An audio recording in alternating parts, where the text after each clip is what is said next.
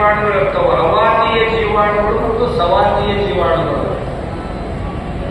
ಅದರೊಳಗೆ ಬಂದ ಅವಾತೀಯ ಜೀವಾಣುಗಳು ಸೂಕ್ತವಾಗಿರ್ತಾವೆ, ಕೆಲಸ ಬಂದಾಗ ಅಟ್ಟ ಯಾಸರಕ್ಕವು ಕೆಲಸ ಮಾಡಿ ನಾವು ಹೊಳಿ ಮುಕ್ಕೋತಾವ. ಅವುಗಳನ್ನ ಆ ಸಗಣಿ ಒಳಗಿಂದ ತಕ್ಕೋಬೇಕು.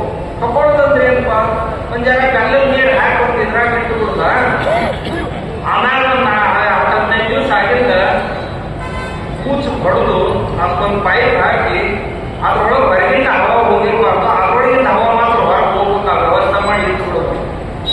ಒಂದು ತಿಂಗಳು ಇಟ್ಟಂದ್ರೆ ತಿಂಗಳೊಳಗೆ ಅದ್ರೊಳಗೆ ಅವಾತೀಯ ಜೀವಾಣುಗಳು ಉಳ್ಕೊಂತಾವೆ.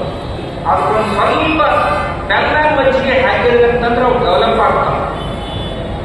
ಅದು ಕಲ್ಚರ್ ತಯಾರಾಗ ಅದೇ ಇದು. ಇದನ್ನು ಬೇಕಾದಷ್ಟು ಮಂದಿ ಕೊಡ್ಕೊಂಡು ಹೋಗ್ರಿ.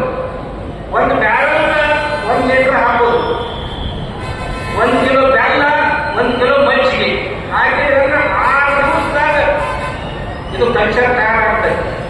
ಇದರೊಳಗೆ ಸುಮಾರು 800 ಪ್ರಕಾರದ ಜೀವಾಣುಗಳು ನಾವು ಲ್ಯಾಬ್ ಟೆಸ್ಟ್ ಮಾಡಿದ್ವಿ.